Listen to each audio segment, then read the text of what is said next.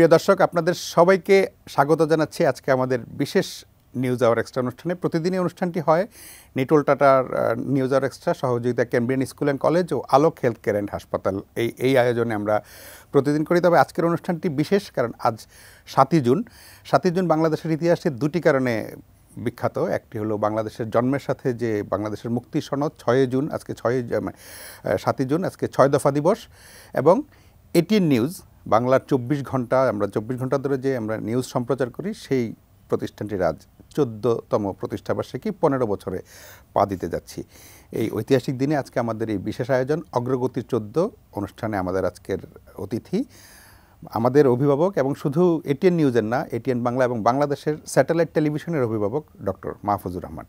আপনাকে স্বাগত জানাচ্ছি আমাদের অনুষ্ঠানে। আজকের এই বিশেষ আনন্দের দিনে আপনাকে স্বাগত জানাচ্ছি। যখন আমরা স্যাটেলাইট টেলিভিশন নিয়ে কথা বলি, অবধারিতভাবে আপনার নামটি আসে। আপনি 1997 সালে শুরু করেছিলেন এটিএন বাংলা, যখন বাংলাদেশের কেউ টেলিভিশনের কথা কারো ভাবনাতেই ছিল না। তার ধারাবাহিকতায় আপনি এটিএন নিউজ, যেটি সংবাদ ভিত্তিক সম্প্রচারের এই চ্যানেলটি এসেছে। একটু আপনার শুরুর ভাবনাটা, যখন কেউ ভাবেনি তখন আপনি ভাবলেন স্যাটেলাইট টেলিভিশনের কথা, কেন, কিভাবে আপনার মাথায় ভাবনাটা আসলো? এই গল্পটা আমরা অনেকবার শুনেছি, কিন্তু প্রত্যেকবার একটু রিনিউ করতে চাই। আমি সর্বপ্রথম জানাই আমাদের এটিএন নিউজের দেশি বিদেশি অগণিত দর্শকদের আমাদের 14 বছর পেরিয়ে 15 বছরে পা দিলাম এর শুভেচ্ছা। আমি যেটা মনে করি যে এই আমরা যে আজকে এটিএন নিউজ ধরতে গেলে শুরু থেকে আজকে 14 বছর পার হলো, তো 14 বছরে আমাদের অনেক কিছু অনেক কিছু পেরিয়ে আসতে হয়েছে। এত সহজে ঝড়, কারণ আমার সবচেয়ে বড় ভালো লাগে, আনন্দ লাগে যে আমার দুটা চ্যানেলই প্রথম। এটিএন বাংলা প্রথম বাংলাদেশের স্যাটেলাইট চ্যানেল, এবং এটিএন নিউজ প্রথম নিউজ চ্যানেল, দুটোই প্রথম। এই দাবিতে আপনি গর্বিত, আমরা সবাই কিন্তু গর্বিত এই কারণে যে আমরা দুটা চ্যানেলই আমরা প্রথম। তো যাই হোক, তো এই প্রথম চ্যানেল, এই নিউজ চ্যানেল আমরা বরাবরই কিন্তু ভালো পজিশনেই আমরা আসি বলতে গেলে নিউজ চ্যানেলটা। দর্শকদের ভালোবাসা আমরা পেয়েছি, এবং আমি সেই কারণে সর্বপ্রথম দর্শকদেরকে জানাই আমার আন্তরিক ধন্যবাদ যে তারা আমাদের সঙ্গে এই 14টি বছর ছিলেন, তারা আমাদের প্রোগ্রাম দেখেন, আমাদের নিউজ দেখেন। তো এই আজকের কৃতিত্বের কিন্তু আমি বলবো দাবিদার কিন্তু তারাই। দর্শকরা আছেন বলে আমরা, তারা যদি না দেখতো তাহলে আমাদের টিকে থাকতে পারতাম না, কোনো ভ্যালু ছিল না আমাদের চ্যানেলের। তো যাই হোক, সেই জন্যই আমি প্রথম তাদেরকে জানালাম আমার ধন্যবাদ।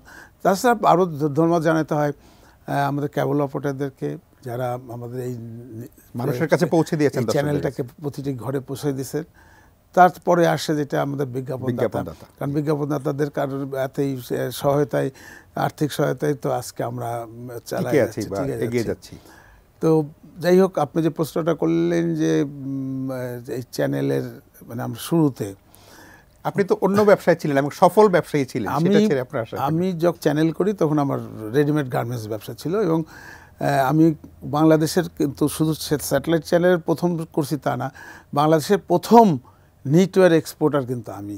ফার্স্টে 78 সালের 1978-এর মার্চ মাসে যতদূর সম্ভব আমার প্রথম যাত্রা এই নিটওয়্যারে।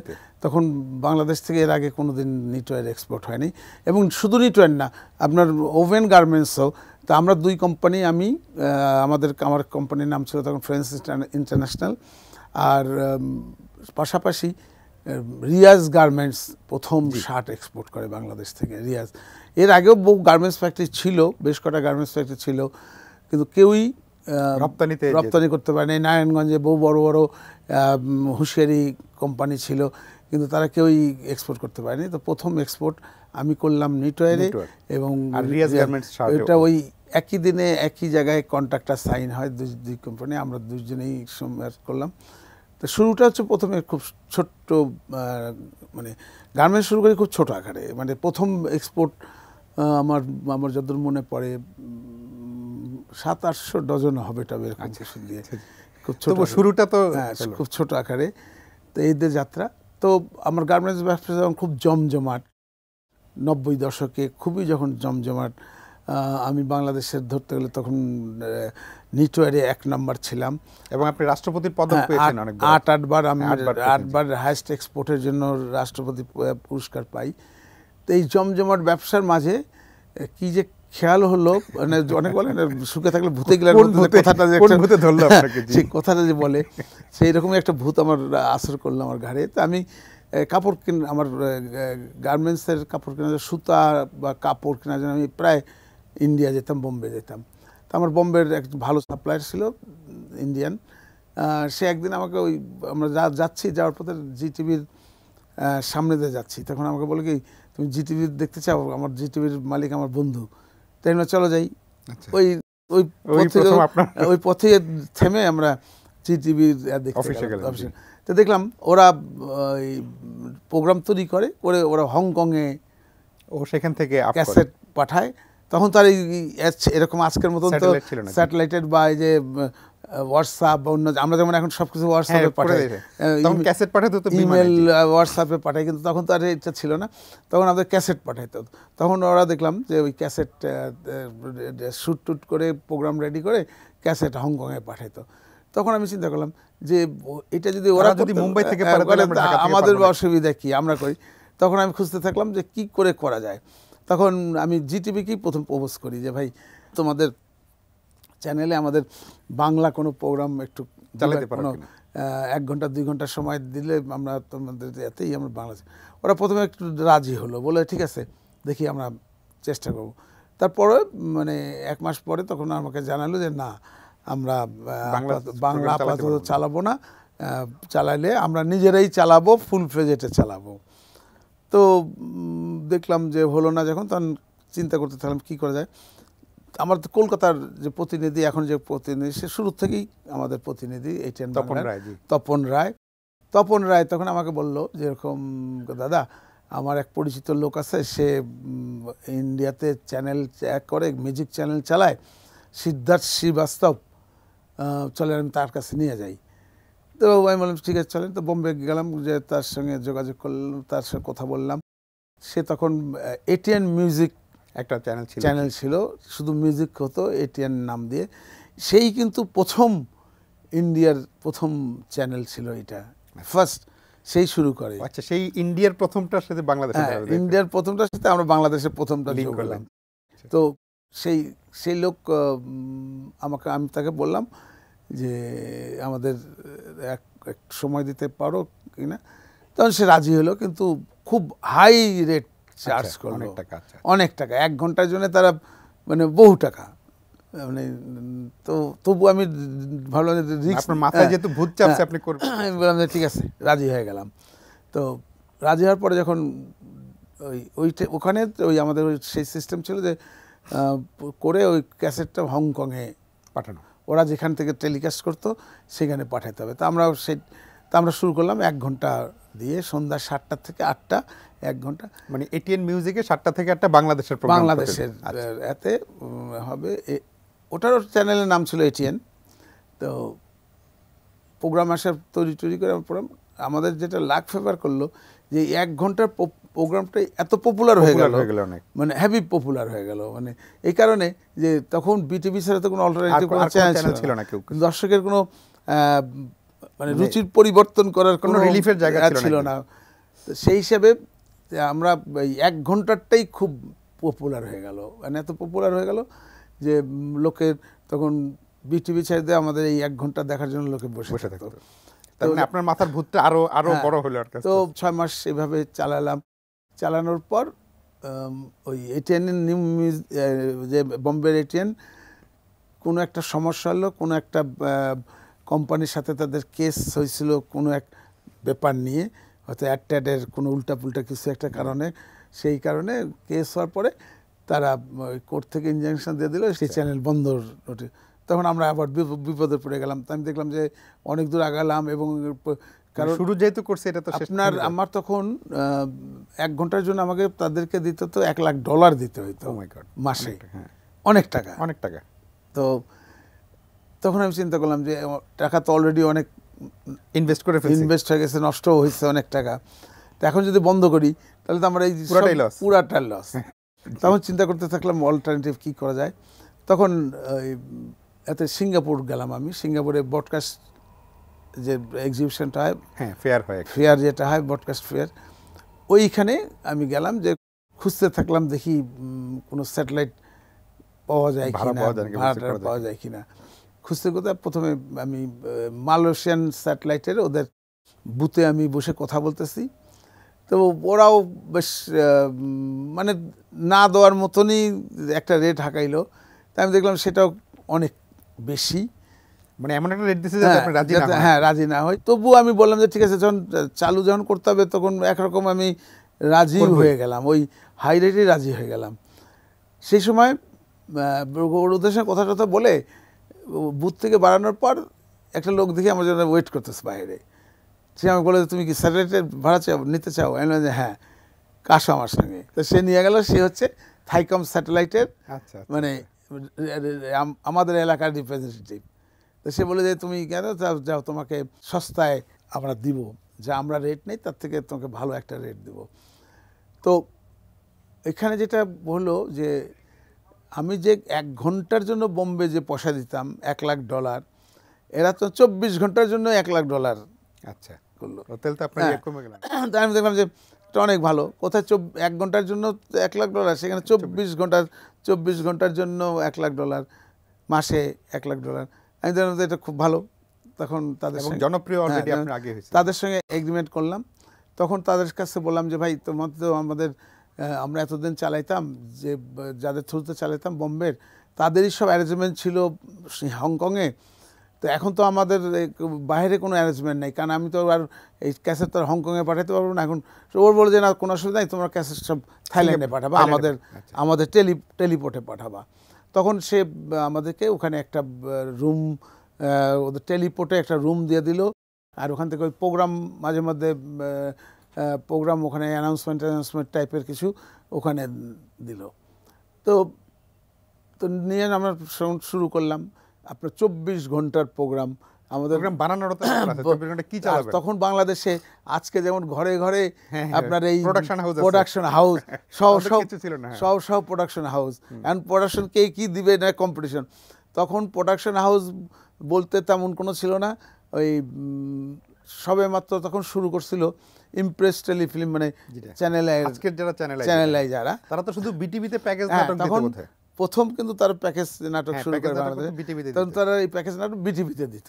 আমি তখন সাগর সাহেবকে বললাম যে এরকম আপনার তো প্রোডাকশন হাউস আছে, আপনি কি আমাদেরকে প্রোগ্রাম সাপ্লাই করতে পারবেন কিনা?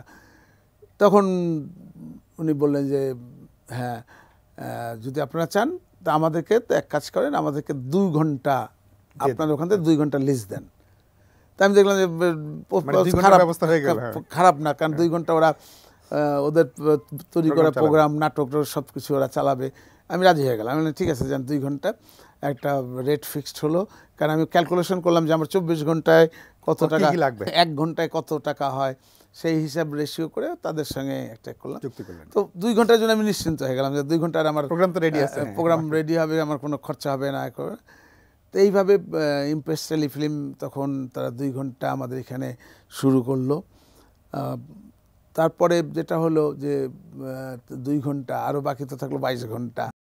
তখন তো শুরুতে তো এত 22 ঘন্টা তো প্রোগ্রাম তৈরি করা কোনো দিন সম্ভব না। 3 ঘন্টায় বা 4 ঘন্টায় রিপিট করতেন। তখন আমরা 6 ঘন্টা, 6 থেকে 8 ঘন্টা, কোনো সময় 6 ঘন্টা, কোনো সময় 8 ঘন্টা এরকম করে বাকিটা রিপিট করে, বাকিটা 3 বার রিপিট হতো। আমরা 8 ঘন্টায় হিসাব করে নিয়েছিলাম যে 8 ঘন্টায় সেই 8 ঘন্টার ভিতরে 2 ঘন্টা আবার চ্যানেল ছিল, 6 ঘন্টা আপনাকে চ্যানেলের প্রোগ্রামও রিপিট হতো, 3 বার রিপিট হতো। তো আমরা এইভাবে শুরু করি যাত্রা। তো শুরুতে সবচেয়ে বড় সমস্যা যেটা হলো যে আমরা কলাকৌশলী, ইঞ্জিনিয়ার বা প্রোগ্রাম, স্যাটেলাইট প্রোগ্রাম চালাবে এরকম এক্সপার্ট লোক, কারণ বাংলাদেশে তো বিটিভি হচ্ছে টেরিস্ট্রিয়াল, এবং যেসব টেকনিশিয়ান ছিল সবাই টেরিস্ট্রিয়াল চালাবার টেকনোলজি, স্যাটেলাইটের কোনো ধারণাই ছিল না। তাদের স্যাটেলাইট দিয়ে যে একটা টেলিভিশন চলতে পারে এই কনসেপ্টই কি করেছিল। আর তখন তো স্যাটেলাইটের ইউজও শুরু হয়নি। এই যে টিএনটি যে তখন তো তারা স্যাটেলাইটের তখন এতটা ইউজ শুরু হয় নাই। তখন ওই বেদ বুনিয়াদ থেকে তারা সরাসরি এক করে বিদেশি খেলা টেলা আমরা মাঝে মাঝে দেখতে পেতাম ওই করতো। তো তখন এই স্যাটেলাইটের এই পাঠানো বা ওখান থেকে ডাউনলিঙ্ক করা, আর তখন তো কেবল অপারেটর, আজকে যেমন কেবল অপারেটর প্রতিটা ঘরে ঘরে মোড়ে ঘরে ঘরে কেবল অপারেটররা আছে। আর তখন হাতে গোনা কয়েকটা কেবল অপারেটর শুধু ঢাকার চিটাঙের ছিল, আর বাংলাদেশে আর কোথাও তেমন কোনো ছিল না। তা আমরা যখন শুরু করলাম তখন ধরতে গেলে ঢাকার চিটাগাং এই শহরেই আমাদের যাত্রা শুরু হয় তখন। আর এত বড়, কারণ তখন তো স্যাটেলাইট টিভি ছিলই না, শুধু কেবল অপারেটাররা কিছু কেবল অপারেটার ছিল, ওই ইন্ডিয়ান 2-3টা চ্যানেল যখন ছিল। আমরা যখন শুরু করি তখন ইন্ডিয়াতে মাত্র 3টা না 4টা, এই বম্বের জিটিভি, আর ছিল মাদ্রাজের সান টিভি, আচ্ছা, এরকম 2-3টার বেশি। বাংলাদেশে বিবিসি, সিএনএন দেখা যেত। আর এখানে যেটা করতো কেবল অপারেটর করতে কি, ওই বিদেশি, বেশিরভাগ বিদেশি বিবিসি টিভিতে বা অন্যান্য বিদেশি চ্যানেল তারা দেখাইতো। তো ইন্ডিয়ান চ্যানেল জিটিভি হওয়ার পরে জিটিভি দেখানো শুরু করে। জিটিভি দেখানোর পরে এই কেবলের তখন একটা ডিমান্ড বেড়ে যায়, যে লোকে একটা ইন্ডিয়ান সিনেমা রুচির পরিবর্তন হচ্ছে, তারা একটা অল্টারনেটিভ কিছু দেখার স্কোপ পাচ্ছে। তো এইভাবে আস্তে আস্তে কেবল আলারাও একটু ডেভেলপ করতে থাকে। তারা বিভিন্ন জায়গায় তখন শুরু হয়, ঢাকা চট্টগ্রামের বাইরেও আস্তে আস্তে শুরু হয়, বিভিন্ন ডিস্ট্রিক্ট লেভেলেও শুরু হয় এই কেবল সংযোগ করার। তো এই করতে করতে ওদেরও কিন্তু 5-6 বছর সময় লাগছে পুরা বাংলাদেশের কানেক্টিভিটিটা, বাংলাদেশের নেটওয়ার্ক করতে। পুরা এখনো তো এত বছর হয়ে গেল, এখনো কিন্তু কিছু কিছু জায়গায় কেবল একদম দুর্গম এলাকায় যেমন পার্বত্য চট্টগ্রামে কেবল নাই বললেই চলে সেসব জায়গায়। ওখানে আবার আকাশ আবার খুব ভালো করতেছে, তাও তো একদম লেটেস্ট প্রযুক্তি। ডিশ দিয়ে আকাশ এখন ওখানে আপনি গেলে দেখবেন পার্বত্য চট্টগ্রামের প্রতিটা ঘরে ঘরে আকাশের ডিশ। বাংলাদেশেও ছাদে ছাদে ডিশ ছিল বড় বড়, ওটা ছিল মানে চ্যানেল ধরার জন্য। ওই ডিশগুলো আমরা তো বাড়িতে ইউজ করতাম, ওই অনেক সময় ছাতার মতো ওই গামলা দিয়েও এরকম দিয়ে ডিশ মানে আমরা চেষ্টা করতাম, হাড়ি পাতিল দিয়ে আমরা ইন্ডিয়ান চ্যানেল দেখছি, দূরদর্শন পাইয়ে। ওই এন্টিনা যে ছিল এরকম লাগানো, সেই একটু নাড়াচাড়া করে ওই এন্টিনা দিয়ে তখন করা হতো। তো এইভাবে মানে স্যাটেলাইটের আমরা শুরু করার পর এটিএন যখন শুরু করলাম তখন কেবল অপারেটররা এটার একটু জোর দিল, কারণ তখন এই বাংলা প্রোগ্রাম দেখার জন্য দর্শকের চাহিদা তৈরি হলো, দর্শকের চাহিদা তখন শুরু হলো। তো সেই হিসাবে আমি বলবো যে যখন আমাদের এই প্রথম যাত্রা শুরু, সেই সময় অনেক কিছুই আমাদের অসুবিধা পোহাইতে হয়েছে। যেমন স্যাটেলাইটের টেকনিশিয়ান নাই, এই কেবলের তখন এত বেশি বিস্তার ছিল না, কলাকুশলী নাই। তো সেই ক্ষেত্রে হতো কি, যারা বিজ্ঞাপনদাতা তারা দেখতো যে তারা কোনটাতে বিজ্ঞাপন দিলে কত লাভবান হবে, বেশি দর্শকের কাছে তখন দেখা যাবে দেখা গেল যে মাল্টিনেশনাল কোম্পানিরা কেউ অ্যাড দেয় না, কারণ তারা ওয়াচ করতেছে যে আমরা দর্শক দেখে কিনা, কোন পর্যন্ত পৌঁছাইতে পারছি এবং আমাদের দর্শক সংখ্যা কত, তারা এই ওয়েট। এবং অনেক মাল্টিনেশনাল কোম্পানি, যেটা এখন ইউনিলিভার যেটাকে বললি, ইউনিলিভার তখন লিভার ব্রাদার্স ছিল, তো ইউনিলিভার কিন্তু আমাদের 2 বছর পর আমাদেরকে অ্যাড দিছে। এই 2 বছর যাবত দেখছে আপনাদেরকে, 2 বছর যাবত তারা আমাদেরকে ওয়াচ করছে। তো এমন অবস্থা তখন যে এটা একটা ব্যয়বহুল জিনিস, কারণ এখানে প্রতি মিনিটে পয়সা ব্যয় করতে হয়, ঘন্টায় প্রতি মিনিটে আমাদের পয়সা, কিন্তু আয় তো বিজ্ঞাপন ছাড়া কোনো আয়ের উপায়, সেখানে তো বিজ্ঞাপন নাই, মানে দেশি কোম্পানি তো দেয়ই না, তখন মাল্টিনেশনাল কোম্পানিগুলো দিতে রাজি না। তখন যেটা হলো যে শুরুতে যখন বিজ্ঞাপন পাই না, মাল্টিনেশনাল কোম্পানির পিছে বহু ঘোরা শুরু করলাম, ইউনিলিভারের পিছে, ওরা আমাদেরকে মানে কোনো মতেই অ্যাড দিল না। তারা দিল কখন, যখন আমার ব্যবসা যখন জমজমাটের পথে চলে আসছে, তখন তারা 2 বছর পরে তারা আসলো আমাকে অ্যাড দেওয়ার জন্য। তো এই বেঁচে থাকার জন্য তখন হলো একটা মানে আমাদের যেটা ফেভার করছে যে বিটিভি কোনো সিগারেটের অ্যাড দেখাতো না, আপনারা দেখাতে পারেন, এরকম জোরদার আইনও তখন ছিল না যে সিগারেট অ্যাড আমরা দেখাইতেই পারবো না একদম, এরকম কোনো আইন তখন এরকম কিছু ছিল না। তখন এই সুযোগটা আমরা গ্রহণ করে নিলাম, যেহেতু বিটিভি সিগারেট দেখাচ্ছে না, তখন এই সিগারেট কোম্পানিগুলি তখন তখন আমাদের প্রতি ঝুঁকে পড়লো। এই আকিস নাসির বিটি এরা ঝুঁকে পড়লো। তো এরা তখন বেশ বড় অ্যামাউন্ট মানে অন্তত তখন টিকে থাকার জন্য দরকার ছিল। তার বড় যদি এখন আর কেউ দেখাইতেই পারে না বা দেখায় না, এখন তো আমরা নিজেরাও বন্ধ করে দিয়েছি, কিন্তু তখন টিকে থাকার জন্য এটা দরকার ছিল। তখন টিকে থাকার জন্য আমরা ওই বলে না, দেওয়ালে পিঠ থেকে গেলে যা করে অবস্থা, খাইতে না পারলে যা পাওয়া যায় তাই খাও, সেই রকম অবস্থা। তো আমরা তখন সেই সংগ্রাম দিয়ে এই সিগারেটের অ্যাডগুলি যদি তখন আমরা না চালাইতাম, হয়তো আমরা বাংলাদেশের স্যাটেলাইট টিকে থাকতে পারতো না। আজকে এই স্যাটেলাইট আমরা আজকে এই বিস্তার কোনোদিনই হতো না। স্যার, একটা ছোট্ট বিরতিতে যাচ্ছি। প্রিয় দর্শক, ছোট্ট একটা বিরতি যাচ্ছি, আশা করি সঙ্গেই থাকবেন। বাংলাদেশ স্যাটেলাইট টেলিভিশনের ইতিহাস শুনছি, খুবই আকর্ষণীয়, ইন্টারেস্টিং এবং মুগ্ধ হয়ে শোনার মতো। কারণ যেই সংগ্রামটা পেরিয়ে আজকে এই যে 39টা টিভি চ্যানেল বাংলাদেশে, সেই সংগ্রামটার পিছনের যে মানুষটি ডক্টর মাহফুজুর রহমান, তার কাছ থেকেই শুনছি। ছোট্ট বিরতির পর ফিরে আসছি।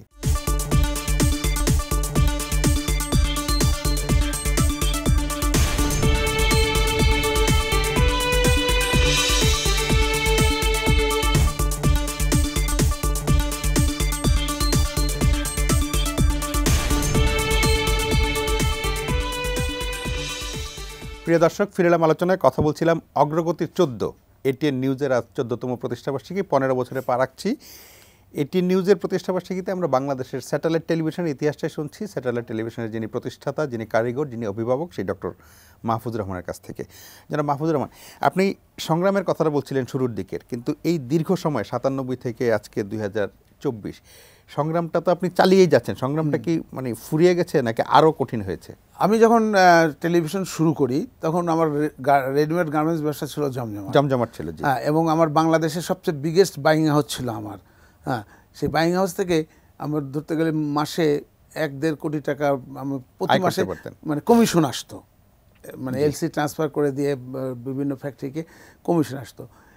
তখন এই আমার এই কমিশনের যত টাকা, এই গার্মেন্টস থেকে আর্নিংয়ের যত টাকা, সব টাকা আমি তখন এই টেলিভিশন ইন্ডাস্ট্রিতে, এই কারণ এখানে আমার অ্যাড নাই, কিন্তু আমার তো প্রোগ্রাম চালাই যেতে হচ্ছে, প্রোগ্রাম করতে হচ্ছে, প্রোগ্রাম কিনতে হচ্ছে, বা বিভিন্ন অনুষ্ঠান বানাতে হচ্ছে। তো এই পরিপ্রেক্ষিতে তখন দেখা গেল যে আমার ওই গার্মেন্টসের যত ইনকাম সব টাকা সব এখানে। তখন আমি গার্মেন্টস যতদিন ব্যবসা করছি, আমি টাকার অভাব কোনোদিন বুঝি নেই। এত সারপ্লাস টাকা তখন আসতো, প্রতিদিন আমার একটা করে কন্টেইনার আমি শিপমেন্ট করতাম, মানে আমার নিজস্ব ফ্যাক্টরি থেকে প্রতিদিন একটা করে কন্টেইনার শিপমেন্ট করতাম। তো প্রতিদিনই ধরতে গেলে ব্যাংক থেকে কাঁচা টাকা আসতো, মানে যেটা বলে এমন হয়েছে প্রতিদিন আমার 1 বস্তা করে টাকা আসতো ব্যাংক থেকে। ওই টাকা দিয়ে আমি প্রতিদিন সবগুলা বেতন যা যা ছিল সব। কিন্তু এই চ্যানেল করার পর টাকার অভাবটা বোঝা শুরু করলাম। এই চ্যানেল করার পর এমনও গেছে যে তখন এমন অভাব গেছে, এই চ্যানেল করার পর দেখা গেছে আমার পকেটে 10 টাকা পর্যন্ত নাই, এইরকম অবস্থা এই চ্যানেল করার পর। কারণ প্রতি মাসে 3-4-5 কোটি টাকা লস প্রতি মাসে। তো আমাকে তখন প্রোগ্রামগুলি বেশ দামে কিনতে হতো। যেমন আমরা শুরুতে পুরাতন হুমায়ুন আহমেদেরই পুরাতন নাটক যেটা কিনতাম আমরা, সেইগুলিও খুব চড়া দামে কিনতে হয়েছে আমাদেরকে। মানে আধা ঘন্টার এক সিরিয়াল আমাদেরকে 1,25,000 দিয়ে কিনতে হইতো, এইরকম দাম দিয়ে আমাদেরকে। তখন একটা ওই যারা প্রোগ্রাম তখন দিত তারাও একটা সুযোগ নিশ্চিত যে হ্যাঁ কেউ কারণ জানে যে কিনতেই হবে, তার কোনো উপায় নেই। আর তখন তো এরকম এত ছিল না প্রোগ্রাম পাওয়ার, মানে নাটক প্রডিউসার বা প্রোগ্রাম বানানোর প্রোডাকশন হাউস ছিল না। আর চ্যানেলের যেটা করতো মানে ইমপ্রেস টেলিফিল্ম, ওরা তো নিজের 2 ঘন্টার সময়ই ফিক্সড তৈরি করতো। প্রতিদিন 2 ঘন্টার প্রোগ্রাম তৈরি করাটা কিন্তু কঠিন ব্যাপার একটা। তো সুতরাং ওরা ওদের কাছ থেকেও আমরা সেরকম এক্সট্রা মানে প্রোগ্রাম সময় পাইনি। তো এইভাবে চলতে থাকলো। বেশ খুব কঠিন দুর্দিন যাওয়া শুরু হলো। অ্যাড নাই, টেলিভিশন চালাতে হচ্ছে। আমি 3-4 বছর মানে 4 বছর পরে আমি নিজেই হোপলেস হয়ে গেলাম, মানে চালাইতে পারবো কিনা তখন চিন্তা করতেছি যে এটাকে ছেড়ে দেবো কিনা, কারণ কত লস করব, কারণ আমরা প্রতি মাসে আমি অন্যান্য জায়গা থেকে ইনকাম করে নিয়ে এসে এখানে ঢালা লস। আমার তখন গার্মেন্টসের বাইরে যারা ছিল তারা বলে, মাহফুজ তুমি তো একটা বোকার মতন কাজ করতেছো, তুমি তোমার গোল্ড মাইন ছেড়ে দিয়ে তুমি এখানে এই ব্যবসার মধ্যে শুরু করছো, তোমার এত সুন্দর গার্মেন্টস ব্যবসা, তোমার ফ্যাক্টরি, তুমি সেটা না করে তুমি এই করছো। তো ওরা আমাকে খুব, তারপরে হলো কি 2 বছর পর্যন্ত চ্যানেলে আমাদের সঙ্গে ছিল, 2 বছর পর্যন্ত তারাও শিখে গেল টেকনিক, আমরা কি টেকনিকে কাজ করতেছি, কিভাবে চ্যানেল চালাচ্ছি, সেই টেকনিকটা তারা শিখে গেল। শিখে যাওয়ার পরে 2 বছর পর তারা নিজেরা চ্যানেল আই শুরু করলো। তো এই পুরো জিনিসটাই কিন্তু তারা 2 বছর যাবৎ আমাদের সঙ্গে এই আমার টেকনিকগুলি সব তারা শিখে নিছে। শিখে নিয়ে তখন তারা শুরু করলো, 2 বছর পর চ্যানেল আই শুরু হলো। তারপরে আস্তে আস্তে 2 বছর পর 3 বছরের মাথায় তারপরে ইটিভি আসলো, আরও 2টা আসলো। ইটিভির হিস্ট্রিটা আরও পরে, আপনার এরপরে আসলো ওই যে আজিজ মোহাম্মদ ভাইয়ের একটা চ্যানেল করছিল এটিভি। আচ্ছা, হ্যাঁ, তারপরে ওই এক ভদ্রলোক ইনডেন্টিংয়ের ব্যবসা করতো, সে করলো যে এনটিভি যে চ্যানেলটা কিনে নিছে। আচ্ছা আচ্ছা আচ্ছা, ফালু সাহেব যে চ্যানেলটা কিনে নিছিল, 10 টিভি ছিল, কিন্তু ভদ্রলোকের নামটা, সেই ভদ্রলোক আজিজ মোহাম্মদ ভাইও 3 মাস চালানোর পরে বন্ধ করে দিয়েছে। আচ্ছা, চালাক লোক, দেখছে যে এত বাড়িতে কামাই লস করা, ও ছেড়ে দিল। আর এই 10 টিভি তখন এই ফালু সাহেবের কাছে বিক্রি করে দিল। তখন ফালু সাহেব এটা নিল, এই এনটিভি, পরে এনটিভি করলো। ওই নাম এখনো কিন্তু তাদের নাম কিন্তু ওইটাই আছে, কিন্তু ইন্টারন্যাশনাল চ্যানেল, হ্যাঁ ইন্টারন্যাশনাল চ্যানেল লিমিটেড, কিন্তু এটা হচ্ছে এই ব্র্যান্ড নেম, তারপরে এনটিভি করলো। তো এখানে চলে আসলো, তো আরও 2টা চ্যানেল চলে আসলো এর মধ্যে। তারপরে আস্তে আস্তে আরও 2-1 জন করলো। আমাদের শুরু করার, যে যতদূর আমার মনে হয়, আমাদের শুরু করার 4 বছর পর এই ইটিভি আসলো। হ্যাঁ, 4 বছর পর। এর মধ্যে কিন্তু এই এনটিভি চালু হয়ে গেছে, কিন্তু সিরিয়াল এনটিভি চালু হয়েছে অবশ্য ইটিভির পরে, ইটিভি বন্ধ হওয়ার পরে। না না না না, এটা ভুল ধারণা, এটা লোকে কিন্তু হিস্ট্রিটা জানে না। আসলে যদি সিরিয়াল ধরতে হয়, এনটিভি কিন্তু 3 নম্বর। আচ্ছা, হ্যাঁ, কারণ ওই আজিজ মোহাম্মদ ভাই আমাদের পরপরই আজিজ মোহাম্মদ ভাই আর ওই 10 টিভি ওটা চালু করে হচ্ছে আমাদের চ্যানেলের কিছুদিন পর, এটিএন বাংলা চ্যানেল, তারপরে তার কিছুদিন পর। তো সেই হিসাবে যদি ধরা হয়, এনটিভি কিন্তু 3 নম্বরে আসে না, তাহলে 4 নম্বরে আজিজ মোহাম্মদ ভাইয়ের পরে। আজিজ মোহাম্মদ চ্যানেলটা বন্ধ হয়ে গেছে, ওটা বন্ধ হয়ে গেল। ওটা যদি ধরেন তাহলে 4 নম্বর হবে, কিন্তু যেহেতু ওটা টোটালি বন্ধ হয়ে গেল, সেহেতু ওটা আপনার আর থাকলো হচ্ছে এই এনটিভি। তো এনটিভি 4 নম্বরে এসে শুরু হলো হচ্ছে ইটিভি। আমাদের পরে চ্যানেল পরে এনটিভি, তারপরে হচ্ছে ইটিভি। আপনার হিস্ট্রি খুলে দেখতে পারেন, আপনারা দেখেন। এনটিভিটা জনপ্রিয় হয়েছে ইটিভি বন্ধ হওয়ার পরে তখন। তো এই ছিল শুরুতে 4-5টা চ্যানেলের যাত্রা। এখন তো 39টা চ্যানেল বাংলা। এখন এই যাত্রাটা যখন শুরুতে যেটা হয়েছে, যেমন চ্যানেল আই, এনটিভি, তারপরে ইটিভি, অবশ্য তারা টেরিস্ট্রিয়ালেতেই মেন লাইসেন্সটা তারা টেরিস্ট্রিয়ালে পাইছিল, তার সঙ্গে তারা স্যাটেলাইটে মানে দেখাইতো ইন্টারন্যাশনাল প্রোগ্রাম, ইন্টারন্যাশনাল দর্শকদের, মানে বাইরের দর্শকদের দেখাবার জন্য তারা স্যাটেলাইট ইউজ করতো। কিন্তু তারা মেইনলি ছিল, তারা বিটিভির মতো নেই ছিল।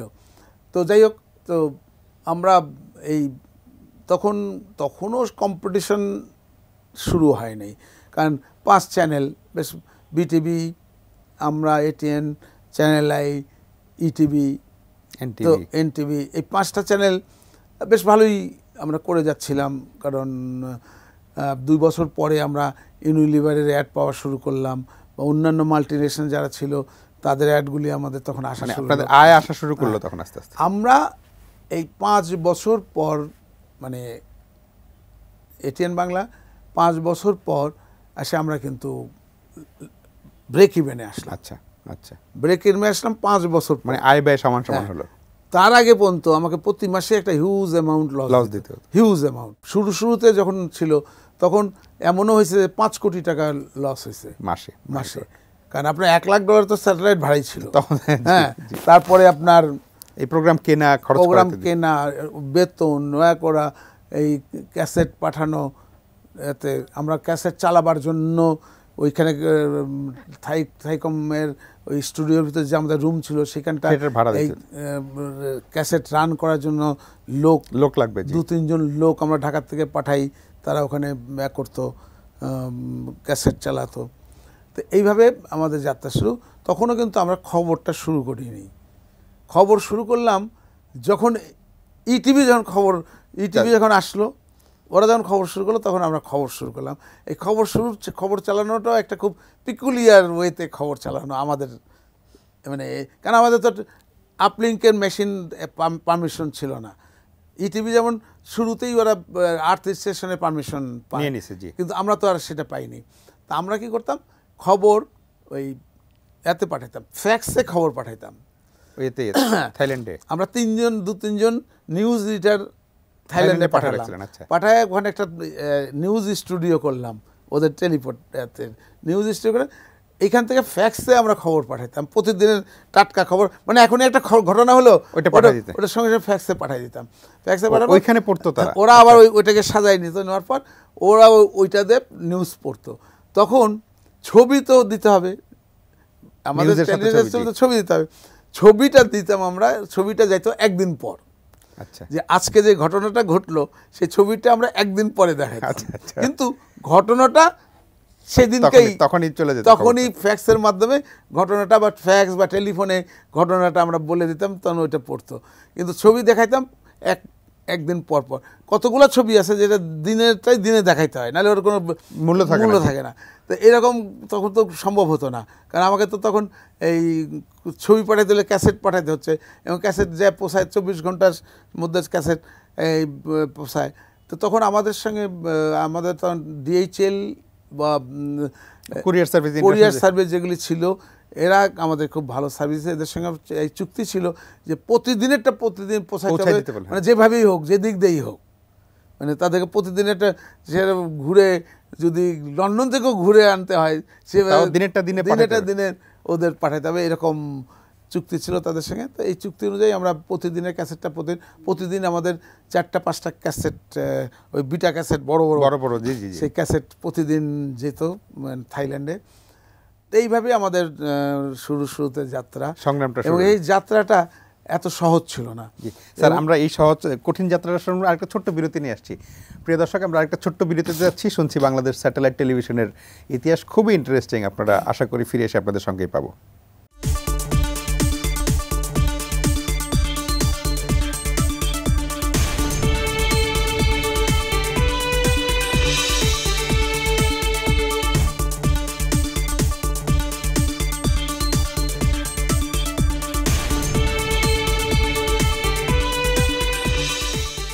প্রিয় দর্শক, ফিরে এলাম আলোচনায়। কথা বলছিলাম বাংলাদেশের স্যাটেলাইট টেলিভিশন। আজকে ATN নিউজের প্রতিষ্ঠাবার্ষিকী, 14তম প্রতিষ্ঠাবার্ষিকী, আমরা 15 বছরে পা দিচ্ছি। এই সময়ে দাঁড়িয়ে আমরা আসলে পিছনের দিকে একটু তাকাতে চাই, তবে আমরা একটু সামনের দিকেও তাকাতে চাই।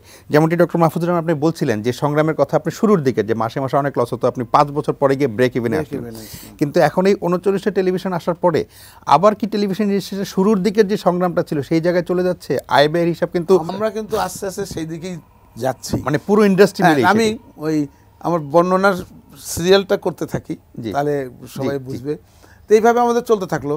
5 বছর পরে আমরা ব্রেক ইভেনে আসলাম। তখন 6 বছরে যাওয়ার পর আমরা একটু লাভের মুখ দেখা শুরু করলাম। সেই রকম লাভ না, যেরকম আহামরি কোটি কোটি টাকা লাভ না, লাভের মুখ দেখা শুরু।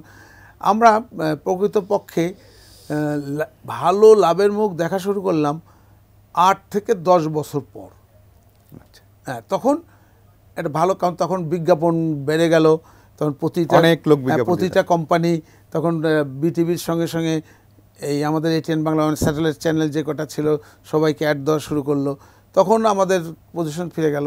এমনও তখন হয়েছে যে ওই 10 বছর আগের, 10 বছর পরে, শুরুর 10 বছর পরে আমরা এমন হয়েছে যে আমাদের বিজ্ঞাপনের চাপ এত বেড়ে গেল যে আমরা কিন্তু তখন কিন্তু আমরা এত বিজ্ঞাপন দেখাইতাম না, যেটা এখন রেট অনেক বেশি ছিল বিজ্ঞাপনের। আমরা 1 ঘন্টার প্রোগ্রামে 5 মিনিট বিজ্ঞাপন দেখাইতাম, কিন্তু রেট অনেক বেশি ছিল বলে আপনাদের পোষায় যেত। তখন আগে নিউজে প্রতিদিন নিউজে প্রতিদিন 1 মিনিটের জন্য আমরা 60,000 টাকা নিতাম প্রতিদিন 1 মিনিট, তাহলে মাসে কত হচ্ছে? হ্যাঁ, অনেক টাকা হচ্ছে।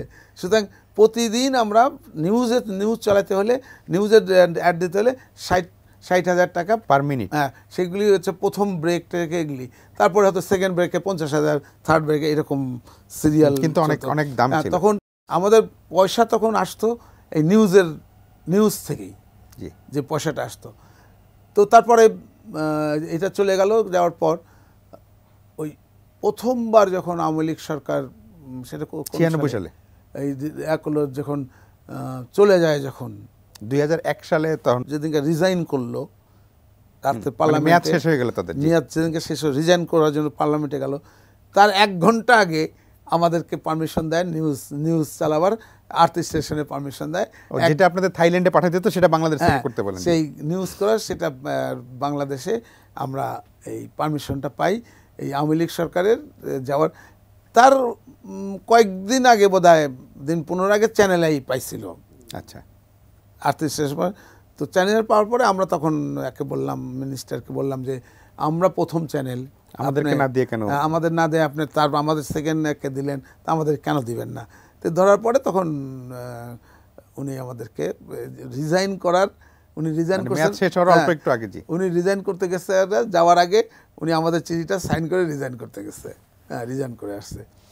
তো সেইখান থেকে আমাদের শুরু হলো 38 স্টেশন বসানো। আমরা বসালাম চ্যানেলেও, কিন্তু আমরা ছিলাম যে 38 স্টেশন আমরা পাবোই, টুডে টুমরো আমরা পাবো, ফলে এক ধরনের প্রস্তুতি ছিল।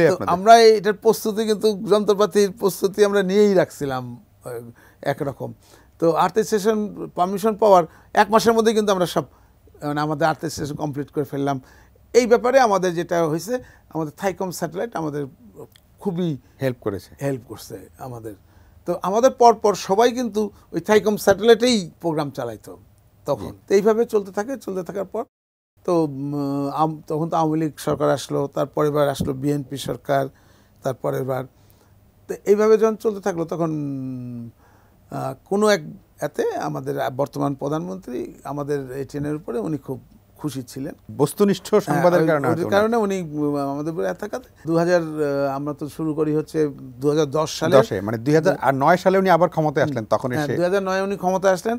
2010-এর 7ই জুন উনি আমাদেরকে এই, আমরা না 7ই জুন তো আমরা একদম সম্প্রচারে গেলাম, অনুমতি তার আগেই উনি এই ঘটনাটা হলো যে উনাকে আমি কথা দিছিলাম যে আপনাদের যে উন্নয়নমূলক কর্মকাণ্ড যেগুলো আছে আমরা আমাদের, তো এটাতে উনি সন্তুষ্ট হওয়ার পরে উনি আমাকে ধরতে গেলে একরকম এটা মানে উপহার, এক ধরনের জবরদস্তি উপহার দেয় না, যে ভাই এটা আপনাকে নিতেই হবে। তো এইরকমই একটা জবরদস্তি, এই উপহার হিসাবে উনি আমাদেরকে এটিএন নিউজটা আমাদেরকে। স্যার, আমি এই এটিএন নিউজের থেকে এবং পরের অংশটা শুনবো। আরেকটা ছোট্ট বিরতি নিয়ে আসছি। প্রিয় দর্শক, আমরা ছোট্ট আরেকটা বিরতি নিচ্ছি। বিরতির পর ফিরছি আলোচনায়। আমরা স্যাটেলাইট টেলিভিশন শুরুর দিকের গল্প শুনলাম, এখন আমরা একটু সামনের দিকে তাকানোর চেষ্টা করবো যে এখনকার চ্যালেঞ্জ এই স্যাটেলাইট টেলিভিশন এবং নিউজ চ্যানেলের, এবং এই যে আয় ব্যয় হিসাব, যেমনটি বলছিলেন যে প্রথম 5 বছর এটিএন বাংলাকেও লস করতে হয়েছে, যেটা 5 বছর পর থেকে আস্তে আস্তে তারা ব্রেক ইভেন এবং তারপরে লাভের মুখ দেখেছে। সংগ্রামটা এত সহজ ছিল না আজকের জায়গায় আসার। ছোট্ট বিরতি নিয়ে ফিরে আসছি।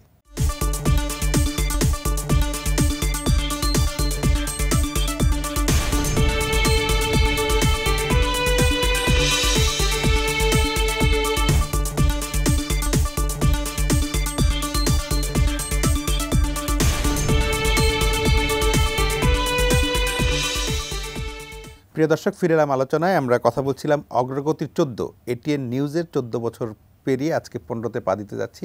সেই সময়টাকে সামনে রেখে আমরা পিছনের গল্প শুনছি এবং সামনের গল্প শুনবো। জনাব ডক্টর মাহফুজুর রহমান, যেমনটি বলছিলেন এটিএন নিউজের অনুমতি পেলেন আপনি, এক ধরনের উপহার মাননীয় প্রধানমন্ত্রীর, খুবই আনন্দের খবর। কিন্তু আমি যেমনটি আগে বলছিলাম যে এই যে 39টা চ্যানেল এখন, সেই কারণে কিন্তু আপনি যেমন 1 মিনিটে 60,000 টাকা আপনি খবরের সময় বিজ্ঞাপন চালাতে পারতেন, এখন কিন্তু সেটা অনেক কমে গেছে এবং প্রতিযোগিতা এত বেশি, ফলে কিন্তু আয় ব্যয়ের হিসাবটা আবার এখন সামনে একটা, মানে পুরো স্যাটেলাইট ইন্ডাস্ট্রির সামনে একটা বড় চ্যালেঞ্জ চলে আসছে। এবং আপনি অনেক দিন ধরে, আমি জানি ব্যক্তিগত, আপনি অনেক দিন ধরে বলছেন যে যেই ক্যাবল অপারেটররা আমাদের পাশে ছিল, এখনও আছে, তাদের প্রতি আমাদের কৃতজ্ঞতা। কিন্তু তারা আমাদের চ্যানেল দেখিয়ে তারা আয় করছে, কিন্তু তাদের কাছে কিন্তু আমরা কিন্তু কোনো টাকা পাই না। পত্রিকা বিক্রি করলেও তো পত্রিকাগুলো টাকা পায়, কিন্তু এই চ্যানেলগুলো কিন্তু কোনো টাকা পায় না। সেখানে কিন্তু আমাদের এই যে আয় ব্যয়ের সংকটটা কিন্তু লেগেই আছে। এই জায়গাতে আপনার সুনির্দিষ্ট প্রস্তাব ছিল পে চ্যানেল করা বা তাদের কাছে কোনো রকমের মানে শেয়ার করা একটু সেই জায়গাটাতে এসে আমাদের এই চ্যালেঞ্জটা, আপনি যেহেতু শুরুটা করেছেন, নেতৃত্ব দিয়েছেন, এখন চ্যালেঞ্জটা উত্তরণের জন্য আপনার পরামর্শ, আপনার চিন্তা ভাবনাটা কি? আপনারা ধরেন আমরা তো নিউজ চ্যানেল শুরু করি প্রথম, প্রায় আমাদের বোধহয় 1 বছর পরে সেকেন্ড নিউজ চ্যানেল, হ্যাঁ বাকিগুলো আস্তে আস্তে, তারপর বটা অনেক কটাই চলে আসে, কিন্তু আমাদের পরে 1 বছর পরে কিন্তু সেকেন্ড নিউজ চ্যানেলটা আসে। তো সেই হিসাবে তখন বাজার বেশ ভালোই ছিল, তখন আমরা বিজ্ঞাপন যে রেটে পেতাম তাতে আমাদের বেশ ভালো হতো। এটিএন বাংলা তখন অনেক সারপ্লাস হতো, রেভিনিউ হয়ে যেত। বিজ্ঞাপনও তখন কম ছিল, এত বিজ্ঞাপন না যে লোকে এখন যেমন বিজ্ঞাপন দেখতে লোকে বিরক্ত ধরে যায়, লোকের হাতে রিমোটটা সবসময় রেখেই দেয়, যে অনেক লম্বা লম্বা বিজ্ঞাপনের যখনই বিজ্ঞাপন আসে তখন চ্যানেলে রেট কম, ফলে সময় বেড়ে গেছে। সবচেয়ে মজার বিষয় হচ্ছে যে এখন যারা দর্শকরা রিমোট নিয়ে যখন চেঞ্জ করতে দেখে যে একটা চ্যানেল যখন হয়তো এটিএন নিউজ থেকে চেঞ্জ করে সময়তে গেল, দেখা গেল সময় ওই অ্যাড চলতেছে, তখন দেখা গেলো আরেকটা সেখানেও অ্যাড চলছে, মানে একটার পর অ্যাড, মানে সিরিয়াল অ্যাড চলতেইছে। এই দর্শক তখন পাজেল হয়ে যায়, তখন চিন্তা করে যে কি দেখবো, হয়তো তখন দেখতে যে বিরক্ত তখন চলে দূর এটা দেখবো না, অন্য তখন প্রোগ্রাম চ্যানেল বা অন্য চ্যানেলে তখন চলে যায়। তো এই যে একটা বিরক্তিকর ঘটনা এখন চলে আসছে, কি কারণে যে যেখানটা আমরা 60,000 টাকা মিনিট যেখানে দিতাম আগে, সেইখানে এখন 5,000ও দিতে চায় না, এমন অবস্থা দাঁড়ায় গেছে। 5,000 মিনিটও দিতে চায় না, এই অবস্থা। এখন আমাদের এটা ওই মানে মাঝে মাঝে চিন্তা বলি কি, যে টাকা এই স্যাটেলাইট পিছনে প্রতি মাসে খরচা করি, ও টাকা দিয়ে ওদের পেঁয়াজ আনলে ওদের বেশি লাভ হবে, বোধহয় অনেক বেশি প্রফিট করতে পারতাম। আলু পেঁয়াজের ব্যবসা যদি করতাম, মানে নগদ প্রতিদিন প্রফিট হতো। কিন্তু এই ব্যবসায় তো আমি প্রফিটের মুখ দেখতে, মানে দেখার তো দূরের কথা, এখন যে হারে আমার মনে হয় 3-4টা চ্যানেল ছাড়া সবাই কিন্তু লসে রান করতেছে, সবাই। আমরা এটিএন বাংলার মতন চ্যানেল যেখানটা হ্যাবিস করতাম, রেট হাঁকাইতাম, সেই জায়গায় আমাদের মতন চ্যানেল আজকে ফাইট আমাদের প্রতি মাসে এখন লস করতে হচ্ছে। আমাদের লসের একটা কারণ হচ্ছে, সেটা হচ্ছে বড় কারণ, সেটা হলো যে আমরা এই 27 বছরের পুরাতন চ্যানেল, আমাদের প্রতি বছরে যদি 5 থেকে 10% যদি স্যালারি ইনক্রিমেন্ট করা হয়, হ্যাঁ মানে ব্যয় আপনার অনেক বেড়ে গেছে, আমরা স্যালারির ইনক্রিমেন্টের বোঝায় আমাদের এখন বোঝানো খুব কঠিন হয়ে গেছে। কিন্তু অন্যান্য চ্যানেল যারা নতুন করছে তাদের কিন্তু খরচ কম, স্যালারি অনেক কম, মানে হায়েস্ট অনেকেরই বড় বড় চ্যানেল যারা ভালো করতেছে, যারা তাদের 1 থেকে 1.5 কোটি টাকা তাদের স্যালারি। আমাদের স্যালারি তো চলে যাচ্ছে 2.5 কোটি 3 কোটি, আমাদের এটিএন বাংলা তো প্রায় 3.5 কোটি টাকা আমাদের স্যালারি দিতে হয় মান্থলি, মানে এত ব্যয়বহুল হয়ে পড়ছে। কিন্তু সেই অনুপাতে আমরা কিন্তু অ্যাড পাচ্ছি না। এই হারে চলতে থাকলে আমাদের চ্যানেল সব দেখবেন অনেক চ্যানেল ঝরে যেতে বাধ্য হবে, কারণ মানে ঘুরে দাঁড়ানোর অন্য জায়গার থেকে ইনকাম করে নিয়ে এসে, যদি আমি বড় বড় কোম্পানির কথাই যাই না কেন, হ্যাঁ, যেমন বেক্সিমকোর কথা বলেন বা যমুনা আছে, বড় বড় যারা কোম্পানি আছে, তাদের কিন্তু নিজেদেরই হিউজ অ্যাড, হ্যাঁ মাছরাঙ্গার অনেক নিজেদের বহুত অ্যাড, কিন্তু তারপরও একটা নিজের চ্যানেলের অ্যাড দিয়ে কিন্তু মাল বিক্রি করার মানে সম্ভব, মানে পুরো প্রতিষ্ঠান চালানো যায় না। ইউনিলিভার যেমন প্রতিটা চ্যানেলে তারা অ্যাড দেয়, নতুন থেকে শুরু করে যে মানে কালকে যার জন্ম হয়েছে তাকেও অ্যাড দিচ্ছে। কি কারণে? যে ওদের অ্যাডের মানে যত চ্যানেল বাড়তেছে আমাদের পায়ে বসছে এই অ্যাডওয়ালারা, তারা রেট কমাতে তারা প্রতিদিন, মানে এক সময় তারা এসে থাকতো, এখন আমাদেরকে তাদের উপরে বসে থাকতে হয়। ঘটনা যেটা হলো যে তারা তাদের কথা যে আমাদের মাঝে মাঝে বলে যে আপনাদের চ্যানেলে যে পয়সা দিব, এই পয়সা আমি 10টা এইসব নতুন চ্যানেল। তখন আমার যুক্তি হলো যে 10টার নতুন যে চ্যানেলগুলি হয়েছে এর দর্শক থাকতে হবে না, হ্যাঁ, ওখানে দর্শকের কাছে যেতে হবে। হ্যাঁ, কিন্তু আপনি যদি মনে করেন আপনার একটা প্রপার জায়গায় যদি দিবেন, তো সেই সব চ্যানেলকে দিবেন যেসব চ্যানেলের দর্শক গ্রহণযোগ্যতা আছে, সেই সব চ্যানেলে। তো এই করেই হয়তো আমরা কিছুদিন টিকে আছি, কিন্তু এটা কতদিন? আর এই পে চ্যানেলের কথা অনেকদিন ধরে বলছেন আপনি। এখন হচ্ছে আমাদের বেঁচে থাকার অন্যতম উপায় হচ্ছে আমাদের পে চ্যানেল করা, কারণ আমরা কেবল অপারেটরের কাছ থেকে 1 পয়সা পাই না। জি স্যার, আমরা হচ্ছে প্রোডিউসার, আমরা মাল, আমাদের প্রোডাক্ট তারা বিক্রি করে, আমরা মাল প্রোডাকশন করতেছি। আমাদের যারা ডিস্ট্রিবিউটার, কেবল অপারেটর তো হচ্ছে আমাদের ডিস্ট্রিবিউটার, ডিস্ট্রিবিউটার পয়সা কামাচ্ছে, আমাদের কোনো প্রডিউসারের কোনো পয়সা নেই, 1 পয়সা প্রডিউসার আমরা পাচ্ছি না। যদি কেবল অপারেটরটা আমাদের 1 টাকা করেও যদি দিত এই প্রতিটা, তাহলেও কিন্তু আমরা সবগুলো চ্যানেল মোটামুটি সার্ভাইভ করে মানে যেতে পারে। 5 কোটি টাকা কিন্তু আসতো, মানে কম পক্ষে বললাম আমি। 1 টাকা তার হয় না, মিনিমাম 10-12 টাকা। পে চ্যানেল যারা কেবল অপারেটর তারা যে ইন্ডিয়ান চ্যানেলগুলি দেখায়, তারা ইন্ডিয়ান চ্যানেলগুলিকে তাদের পে করতে হয় মিনিমাম, তো তারা 10-12 টাকার নিচে তো কেউ সবগুলো পে করতে হয় তাদের প্রতিটা ইন্ডিয়ান চ্যানেলগুলি। তারা ইন্ডিয়ান চ্যানেলকে পে করতেছে, তারা ইন্ডিয়ান চ্যানেল দেখাবার জন্য পে, তাদের যুক্তি হলো ইন্ডিয়ান চ্যানেলে দর্শক দেখে বেশি। আরে বাবা, দর্শক আমাদের দর্শক কম আছে নাকি? আমাদের প্রতিটা ওদের ইন্ডিয়ান চ্যানেলেও যেমন দর্শক আছে, আমাদেরও সেই দর্শক আছে। একটা জিনিস যেটা, যে ইন্ডিয়ান চ্যানেলে যে সিরিয়ালগুলি দেখায় ওই রকম সিরিয়াল আমাদের তৈরি করাও আমাদের জন্য কষ্টকর, অনেক ব্যয়বহুল বটে। কারণ ওরা একটা চ্যানেলে যেরকম অনেক টাকার ব্যাপার, টাকা ওরা সেরকম পয়সা উঠায়, ওরা এই পার যাতে এমনও হয় স্পন্সার 15 লাখ টাকা পর্যন্ত ওরা স্পন্সার পার মিনিট ওখানে পায় পার সিরিয়ালের জন্য। কিন্তু আমরা তো সেই পয়সা পাই না। আমাদের অ্যাডওয়ালারা খুব জোর স্পন্সারে, যারা টাইটেল স্পন্সার নেয় তারা 1 লক্ষ টাকাও দিতে চায় না এখন, যে অবস্থা দাঁড়ায় গেছে। কারণ এত চ্যানেল, এত সবাই, মানে কে কাছে কম রেট কোট করে নিয়ে আসবে। আমাদের সংগ্রামটা আরো কঠিন হচ্ছে দিনে দিনে। এই জিনিসটার সুবিধা ভোগ করতেছে যারা অ্যাড দাতারা, এরা এই আমাদের এই চ্যানেলের এই কম্পিটিশনের এতে তারা সুবিধাটা নিচ্ছে, মৌজ মারতেছে তারা। কিন্তু আমরা যারা এই চ্যানেল অনার যারা আছি, আমরা কিন্তু এই জিনিসটা বোঝার চেষ্টা করি। তবে স্যার, আপনার মালিকদের এক হয়ে কিন্তু কেবল অপারেটরের সাথে বসে কোনো না কোনো একটা উপায়, মানে যেমন আমি যদি বলি যে বর্তমান যারা, আমিও মানে মেম্বার, অ্যাডকো আছে আপনাদের, আমিও অ্যাডকোর একজন মেম্বার, ইলেক্টেড মেম্বার। তো আমরা যারা ওখানে আছি, আমরা কিন্তু এই ব্যাপারটা নিয়ে কেউ চিন্তা করে না। আমি তাদেরকে এর আগেও আমি বলছি যে আমাদের সবচেয়ে প্রথম প্রবলেম সলভ করতে হবে, আমাদের রেভিনিউ বাড়াতে হবে যে কোনোভাবে। আমরা যদি পে চ্যানেল করে যাই, কিন্তু আমাদের প্রত্যেকটা চ্যানেল অ্যাড না হলেও চলে যাবে, হ্যাঁ, কারণ আমরা পে চ্যানেল থেকে পয়সা পাওয়া শুরু করবো। তো এই জিনিসটা আমি এই সংগ্রামটা আসলে করতে হবে, স্যার আসলে সার্ভাইভ করে যারা হর্তাকর্তা আছেন, যারা প্রেসিডেন্ট সেক্রেটারি যারা আছেন, এদেরকে আমি এটা জিনিসটা এখন পর্যন্ত বুঝাইতে পারিনি, এখন পর্যন্ত তাদের মাথায় ঢুকাইতে পারলাম না। আপনি তো এই যে বস্তুনিষ্ঠ সংবাদ দিয়ে কিন্তু এটিএন বাংলা থেকে এটিএন নিউজ, এটা দিয়ে আপনি ঠিক আছেন এবং দর্শকদের কাছে যাওয়া মানুষের ভালোবাসা। কিন্তু এখন আরেকটা নতুন চ্যালেঞ্জ আসছে, যে আমাদের এখন আর সাংবাদিকতার নীতি নৈতিকতা না মেনে অনেকে ইউটিউবে নানা রকমের ভিউর জন্য এমন অনেক কিছু করেন যেটা সাংবাদিকতার মূল এথিক্সটা মানা হয় না। সেইখানে কিন্তু আমাদের এই যে মূলধারার যে টেলিভিশন চ্যানেলগুলোকে কিন্তু এক ধরনের চ্যালেঞ্জে পড়তে হয়, সাংবাদিকতার কোনো রকমের নিয়মকানুন না মেনে। যেমন এই যে 2 দিন আগে একজন চিত্রনায়িকা মারা গেছেন, তার 8 বছর বয়সী বাচ্চাকে গিয়ে মানে সাংবাদিকরা গিয়ে প্রতিক্রিয়া জানতে চাইছে, এটা নিয়ে ফেসবুকে অনেক সমালোচনা। ফলে এইখানেও কিন্তু স্যার একটা বড় চ্যালেঞ্জ আছে। ফলে এই জায়গাটাতে আপনার মানে আমাদের আসলে এই একটা তো আয় ব্যয়ের চ্যালেঞ্জ, একটা হলো সাংবাদিকতা টিকিয়ে রাখার চ্যালেঞ্জ, 2টা চ্যালেঞ্জে কিন্তু আমরা একসাথে ফেস করতে হচ্ছে।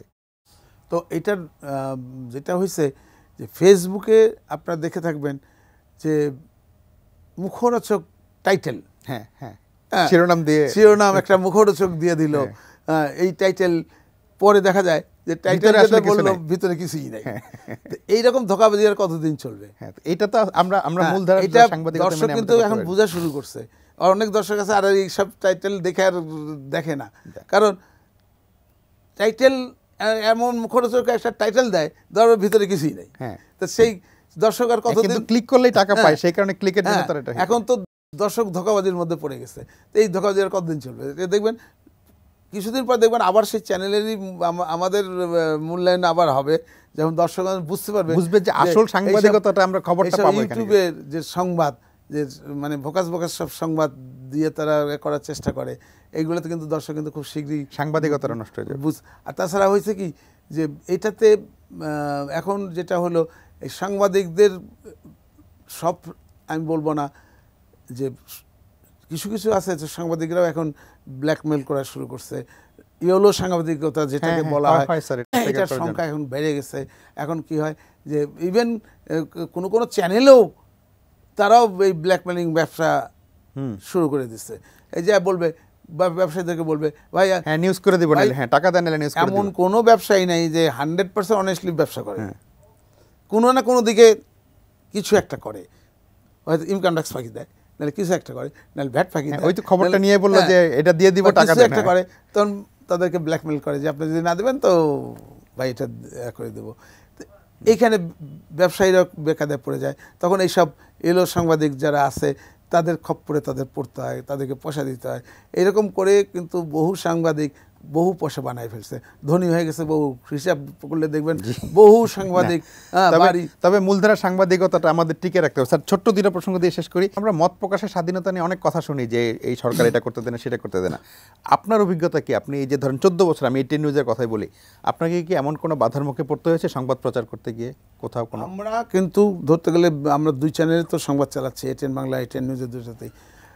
আমি পারতপক্ষে সত্যি কথা বলতে, আমাকে কোনোদিন সরকার বলে কেউ ফোন করে বলে না এটা করে না সেটা করে না। হ্যাঁ, মাঝে মধ্যে যে জিনিসগুলি ঘটে, কিছু রাষ্ট্রের স্বার্থে তো আমাদের এক ধরনের ব্যাপার আছে, তারা যেটা বলে যে ভাই এই যে নিউজটা আপনি প্রচার করতেছেন, জানেন এটা দেশের কতখানি দেশের ক্ষতি হবে বা দেশ ভালো। যেমন উদাহরণ আমি দেই, ভোকাস একটা নিউজ যে কোরআন শরীফ যে মন্দিরের মধ্যে নিয়ে একটা সারা দেশে মারামারি লেগে গেল, হিন্দু মুসলমানের মধ্যে একটা রাইট সৃষ্টি করে ফেললো। এই যে সংবাদগুলি, এইগুলিকে আমাদের সরকার বলে যে এইগুলি আপনারা কম দেখান, কারণ এটা করলে সেটা রাষ্ট্রের স্বার্থ, সেখানে তো সরকারের যেমন আছে, যেমন ওই যে ওই শাপলা চত্বরের কথাই ধরি, ওখানটা হেফাজতের, এটা হ্যাঁ হেফাজতের, ওখানে যে জিনিসগুলি তারা বলা শুরু করলো, মানে টেলিভিশন পায়া তারা যে বক্তৃতা শুরু করলো যে এই মানে তারা ওই দিনই সরকার গঠন করে ফেললো, তারপরের দিন প্রাইম মিনিস্টার সিলেক্ট হয়ে গেল, এই যে কতগুলি আসবে, এটা কিন্তু চান্স আমরাই টিভি আলারাই দিছি। এই জায়গাতে আমাদের সতর্ক থাকতে হবে। এই জিনিসগুলি সরকার বলে যে ভাই এইটা এমন একটা কিছু করেন না যেটা দেশের ক্ষতি হয়, দেশ ধ্বংস হয়। আমার কিন্তু আমি সব সময় ব্যক্তিগতভাবে একটা জিনিস আমি বলি, সরকার আমাকে টেলিভিশন লাইসেন্স দিচ্ছে তার মানে এই না আমি আমি দেশের ক্ষতি করব, সমাজকে ধ্বংস করব, আমাদের নৈতিক চরিত্রের অবক্ষয় ঘটাবো। এইটা তো জন্য সরকার আমাকে চ্যানেল দেন। এটা কিন্তু আমি চ্যানেল পাইছি, দায়িত্ব, এটা আপনার দায়িত্ব। আচ্ছা, সমাজকে গঠন করা, দেশের জন্য কাজ করবেন, সমাজের জন্য কাজ করবেন, খবর দিবেন, সমাজকে সমাজ সেবা করার জন্য আমাকে কিন্তু এই জিনিসটার দায়িত্ব দেওয়া হয়েছে। এই দায়িত্ব যদি আমরা অন্যভাবে অন্যদিকে নিয়ে যাই, এটা কিন্তু তাহলে হলো না। তাহলে আমি বলবো যে তাহলে ওই যারা এলো ইউটিউবার করে তার সাথে আমাদের পার্থক্য কি হলো? এই জিনিসটা আমাদের যারা চ্যানেল চালাই তাদেরকে বোঝা উচিত যে আমরা ওই সেই জিনিসটা করব না যেটা অন্যরা করে, কারণ এটা আমাদের জন্য, দেশের জন্য, জাতির জন্য। একটা সামান্য একটা ধরেন একটা মিথ্যা খবর দিয়ে একটা লোককে ধ্বংস করা যায়, মিথ্যা খবর দিয়ে, হয়তো সেটা ইনভেস্টিগেশন হতে বহুদিন বছর পরে জানা যাবে যে খবরটা মিথ্যা। আমি যদি একটা বলি যে এই প্রোডাক্টস খাইলে ভাই মানুষ মারা যাবে, এই প্রোডাক্টস তারপর দিন কেউ খাবে, একটাও খাবে না, কিন্তু আসলে সত্য না, আসলে সত্য না। স্যার, আমরা একদম শেষ দিকে চলে আসছি, ছোট্ট একটা জিনিস দিয়ে আপনি শেষ করতে চাই। আপনি যদি গার্মেন্টস ব্যবসাটা চালিয়ে যেতেন, আপনি এখন হয়তো অনেক টাকার মালিক থাকতেন, কিন্তু আপনি এই স্যাটেলাইট সাংবাদিকতা মানে টেলিভিশন জগতে এসে আপনি টাকার অঙ্কে অনেক কিছু ক্ষতি করেছেন, কিন্তু তারপরেও গার্মেন্টস মালিক ডক্টর মাহফুজুর রহমান আর টেলিভিশন মালিক ডক্টর মাহফুজুর রহমান, এই দুইটার মধ্যে আপনার ভালোবাসা কোনটা? গার্মেন্টস যখন করতাম, বছরে আমি $150 মিলিয়ন এক্সপোর্ট করতাম। তখন আমাকে কেউ চিনত না। ওই চিন্তা যে মাঝে মধ্যে দেখতো যে রাষ্ট্র পদক নিচ্ছে, পুরস্কার পাচ্ছি, বছরে একদিন দেখলো টেকলো, তাও ওই দেখানোর জন্য আবার বিটিভি বিভিন্ন চ্যানেলকে হাতে পায়ে ধরতে, ভাই আমার ছবিটা একটু দেখাইও, হ্যাঁ এটা জন্য পয়সা করিও খরচা করতে হতো, দিতে হতো ভাই ক্যামেরাম্যানকে, ভাই আমার ছবিটা ঠিক মতো তুইল, এই যে ছিল। এখন যেতে আমরা নিজের চ্যানেল করার পরে যেটা হয়েছে যে এখন এমন অবস্থা যে আমি আর রাস্তা বাড়াইতে পারি না। এটার বিশেষ করে কারণ চ্যানেলের মালিক হিসেবে যখন ছিলাম তখন ছিলাম একরকম, গান গায়ে আরো মারাত্মক, মানে আমি বলবো এটা আমার সামাজিক জীবন, আমার সোশ্যাল লাইফ। মানে রাস্তায় বেরোতে পারেন, আমি কোনো যেতে পারি না, কোনো রেস্টুরেন্টে খেতে যেতে পারি না, কোনো শপিং করতে যেতে পারি না, আমি বাংলাদেশে শপিং করতে যেতে পারি না, শপিং বিদেশেও বোধহয় আপনি পারেন না, বিদেশেও দুবাই তো এত সমস্যা, যেখানে বাঙালিরা আছে সেখানে আপনার সেই একটা সমস্যা। এটার আর স্যার এটিএন বাংলা বা এটিএন নিউজের মালিক হিসেবে বা প্রতিষ্ঠান আমি আপনাকে একটা ছোট্ট একটা উদাহরণ দেই। একবার কোনো একটা কারণে আমার কমার্স মিনিস্টারের সঙ্গে আমার দেখা করতে, এক্সপোর্টের ব্যাপারে আমার দেখা করার খুব প্রয়োজন ছিল। তখন করলাম, কমার্স মিনিস্টার সকাল 10টার সময় গেলাম, যাওয়ার পরে ওনাকে আমার কার্ড পাঠাইলাম, উনি ভিতরতে বলে বসতে বলো, বসে আছি, লাঞ্চের টাইম গেল, লাঞ্চ পার হয়ে গেল, বিকালবেলা আমি এর মধ্যে 2-4 বার পিয়নকে বললাম ভাই পিয়নকে আর ওদের পিয়নকে আবার পয়সা দিয়ে না হলে তো যাবে না, ওই পকেটে পয়সা দিয়ে ভাই যা একটু বল আমি আসে বসে আছি। বিকাল 5টার সময় আমার বলে পাঠালো আজকে আর হবে না, উনি আজকে দেখা করতে হবে না, আপনি অন্য একদিন আসেন। তারপরে আমার মেজাজটা তো খারাপ হলো, আমি আর যাই না। এখন যেটা হয়েছে, এখন মাহফুজুর রহমান এটিএন বাংলার এটিএন নিউজের চেয়ারম্যান, এখন আমার কোনো মিনিস্টার যেখানেই যাই না কেন একটা কার্ড ভিতরে যাওয়া পর্যন্ত যতক্ষণ ওয়েট করতে হয় ঠিক সেই টাইমটুকু ওয়েট করতে হয়। ওই যে এই সম্মানটাই আপনার আসলে প্রাপ্তি, টাকা পয়সা অনেক লস হয়েছে, সম্মান অনেক আমি যে পয়সায় এই চ্যানেল এই সম্মানটা আপনি টাকা দিয়ে কিনতে পারতেন, যে পয়সা আমি চ্যানেলে লুজ করছি এটার কিন্তু ধরতে আমার সার্থকতা এইখানটাই যে এখন মাহফুজুর রহমান এমন আমার মনে হয় যে এমন কেউ নাই যে মাহফুজুর রহমান ছিলেন। এরকমও বহু ঘটনা হয়েছে যে এখন যে আমার ড্রাইভার মাঝে মধ্যে ক্যান্টনমেন্টে যেতে অনেক সময় অনেক ভুল করে, কিছু করে, এদিক ওদিক করে, তো ওখানে তো ক্যান্টনমেন্টের ভিতরে আইন খুব করা, একেবারে একদিন একটা এমপি ড্রাইভার কি জানি একটা করছে, একেবারে এমপি দৌড় দিয়ে এসে মানে মারো হয় তাকে মারবে এরকম ভাব। আমি জানা করে বললাম ভাই কী হয়েছে? স্যার আপনাকে দেখার জন্য স্যার আমি দৌড়াই আসলাম স্যার। এই হচ্ছে ডিফারেন্স। স্যার আমরা অনুষ্ঠান শেষ করি, আপনি যদি স্যার এটিএন নিউজের এই প্রতিষ্ঠার দিনে এই যে সাংবাদিকতার চ্যালেঞ্জ, টেলিভিশন চ্যালেঞ্জ, এটা নিয়ে ছোট্ট কিছু দর্শকদের উদ্দেশ্যে বলে আমরা শেষ। আমি যেটা বলতে চাই যেটা যে আমরা যারা টেলিভিশন মালিক যারা, আমাদেরকে যে জিনিসটা করতে হবে যে আমরা সত্যি ঘটনা, সত্যি মানে নিউজ আমরা প্রচার করব, কারণ এটা না করলে কোনো ভয় ভীতি ছাড়াই আমরা করব। এখন আপনারা দেখবেন যে লিস্ট বাড়াচ্ছে যে কোন চ্যানেল কত বেশি মিথ্যা প্রচার করে, আমাদেরটা সব সময় নিচে থাকে স্যার, আমরা কখনোই আমরা দেখবেন এটিএন নিউজ, এটিএন বাংলা, আমরা কিন্তু আমাদের নামে কিন্তু কোনো এই জাতীয় কোনো বদনাম নাই, আমরা বস্তুনিষ্ঠ সংবাদ প্রচার করি, আমরা যেটা সত্যি ঘটনা সেটাই করি। এবং আমি কিন্তু কতগুলো জায়গায় আমি আপনাদেরকে নির্দেশ দেই, আমার এটিএন বাংলার সাংবাদিকদের যেটা আমি বলি যেখানটা যেন জ্বালাও পোড়াও আগুন জ্বালাও যেসব ঘটনা, আমি তাদেরকে আমি বলি যে এইসব জায়গায় একটু লাইভ না দেখানো, লাইভ না দেখানো কম, কারণ আমরা যখন আগুন পুড়াচ্ছে এক জায়গায়, যেমন সাভারে আগুন পুড়াচ্ছে, গার্মেন্টস ফ্যাক্টরি পুড়াচ্ছে, তখন ওইটা যখন আমরা প্রচার করতে থাকি, ওর বক্তৃতা যখন প্রচার করি তখন ওই অন্যান্য জায়গায় এই শুরু হয়ে যায় তখন। তা এই জিনিসগুলো যদি আমরা নিজেদের এতে কন্ট্রোল করতে পারি, যদি লাইভ দেশের স্বার্থে আমি লাইভ দেখায় হয়তো আমার চ্যানেলের টিআরপিটাকে বাড়াইলাম, কিন্তু আমার দেশের কতখানি ক্ষতি করলাম আমি, এটা কিন্তু আমাদের কোনোদিন করা উচিত না।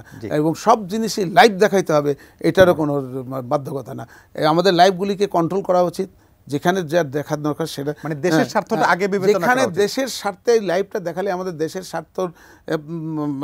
স্বার্থের পক্ষে যাবে সেই সব করা উচিত।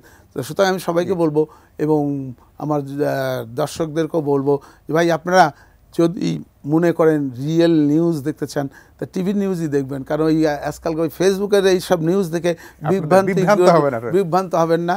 এবং আপনাদের আমি আবারও ধন্যবাদ জানাই যে আপনারা সব সময় আমাদের সঙ্গে ছিলেন, আমাদের পক্ষে আপনারা দেখেন, আপনাদের এই ভালোবাসা, আজকে আপনারা আমাদেরকে ভালোবাসেন, আমাদেরকে দেখেন বলেই আজকে আমরা আমাদের এই চ্যানেল চালানোর সার্থকতাটা সেই জায়গাটায় যে আপনাদের ভালোবাসা পাওয়াটা, আপনাদের ভালোবাসাই আমাদের পাথেয়, আমরা পথটা চলে এগিয়ে যাচ্ছি।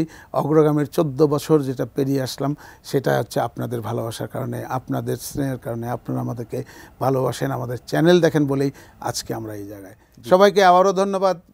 আপনারা এইটুকু বলবো যে আপনারা বরাবরের মতন এটিএন নিউজ, এটিএন বাংলার সংবাদ আপনারা দেখবেন, এটাই আমার আপনাদের কাছে কামনা। জি জি, ডক্টর মাহফুজুর রহমান, আপনাকে অনেক ধন্যবাদ এবং কৃতজ্ঞতা, আপনি আছেন বলে আমরা টিকে আছি। প্রিয় দর্শক, আপনারা ভালো থাকবেন, এটিএন নিউজের সঙ্গেই থাকবেন। ডক্টর মাহফুজুর রহমান যেমনটি বলছিলেন যে আমরা সত্য সংবাদ দেখাই, বস্তুনিষ্ঠ সংবাদ দেখাই, দেশের স্বার্থের বিবেচনাটা সবার আগে থাকে সবসময়, এবং দর্শকদের বিবেচনাটা আমাদের সবসময় সবার আগে থাকে। আপনারা আমাদের সঙ্গে ছিলেন, আমরা আপনাদের সঙ্গে থাকবো, আপনারাও থাকবেন, ভালো থাকবেন সবাই।